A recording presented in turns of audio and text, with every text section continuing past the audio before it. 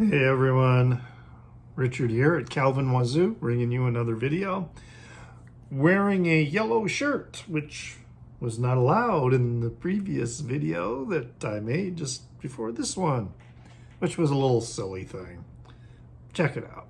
Anyway, I'm excited because I got two records in the mail. One of them is kind of like a grail, and the other one is of a band that I am super interested in right now, but have had a great deal of difficulty finding any of their material in record stores, and sometimes when I go through the online vendors, it's pricey stuff.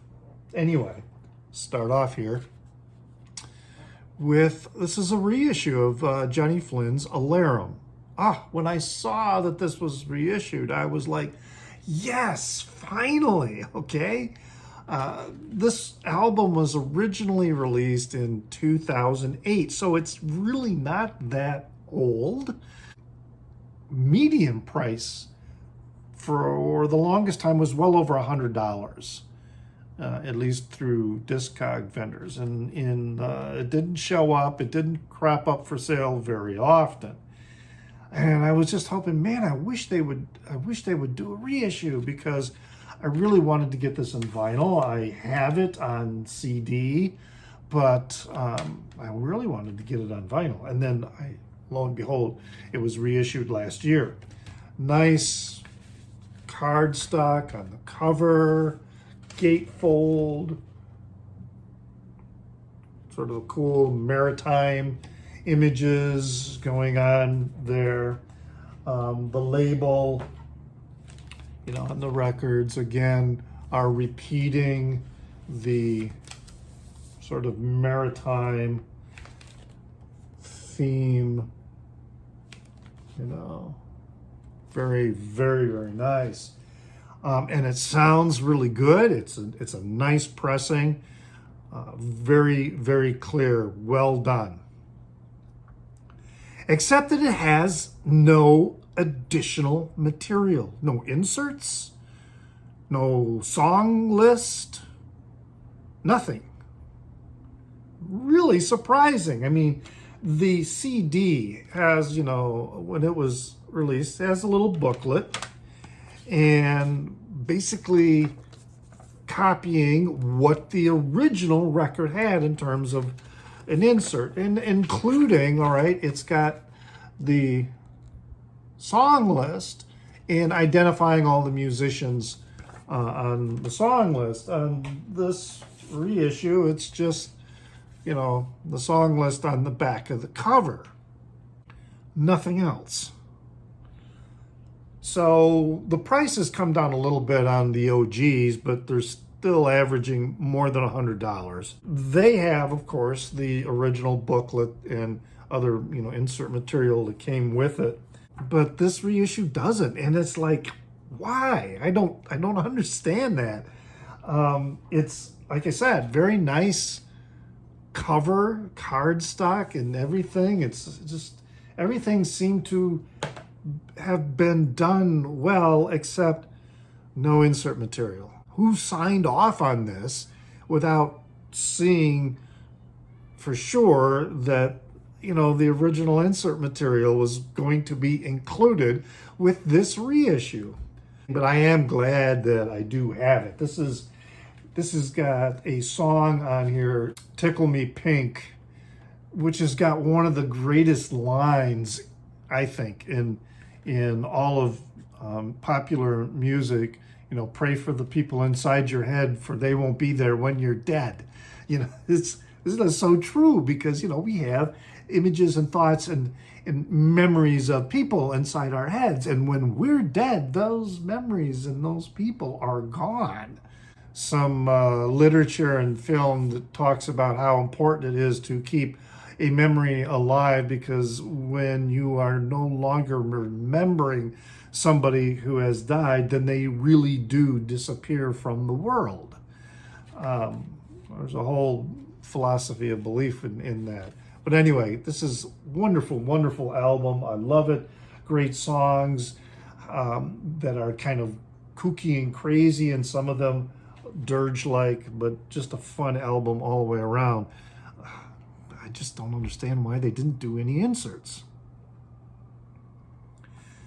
The other album I got was also in the mail. I bought both of these from Amazon. And the band that I have been really hot on lately is this Japanese math rock band called Mouse on the Keys. But much of their material was, of course, you know, it's manufactured and pressed in Japan.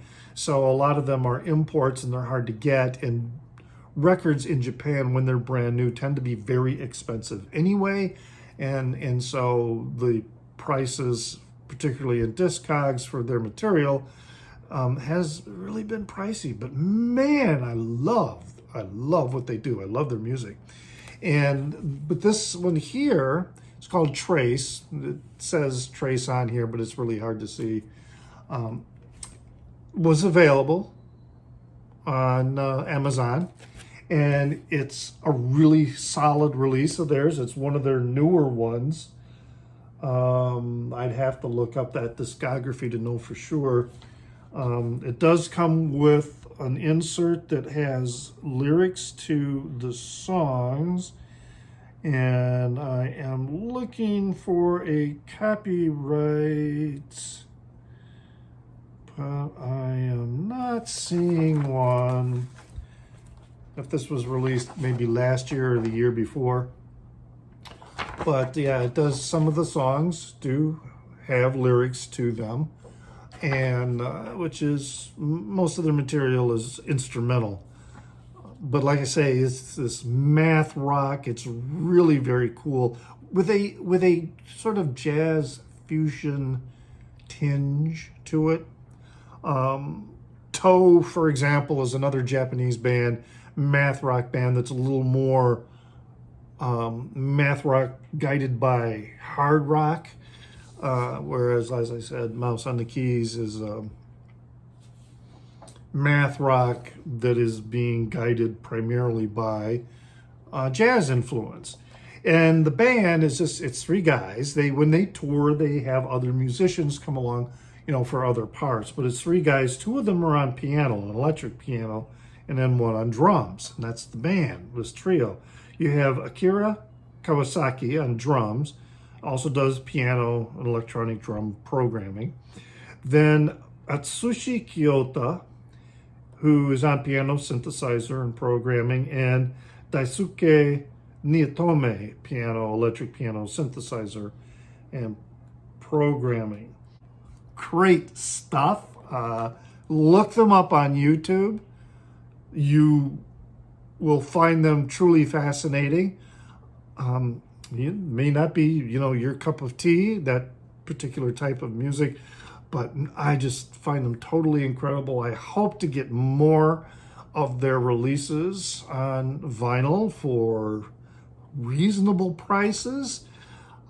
For now, I'm pretty much listening to them online through YouTube or something like that. So great stuff. Oh yeah, I wanted to show you look at that. Nice bicolored vinyl. Beautiful stuff. Beautiful music. Great stuff. As just a short little video of a couple new acquisitions. Subscribe. You know, leave a comment in the down under. You know, especially if you enjoy Mouse on the Keys. And maybe, I don't know, maybe you could talk to the record company about why didn't they include any of the original inserts? Just blows my mind. Anyway, remember, enjoy your music.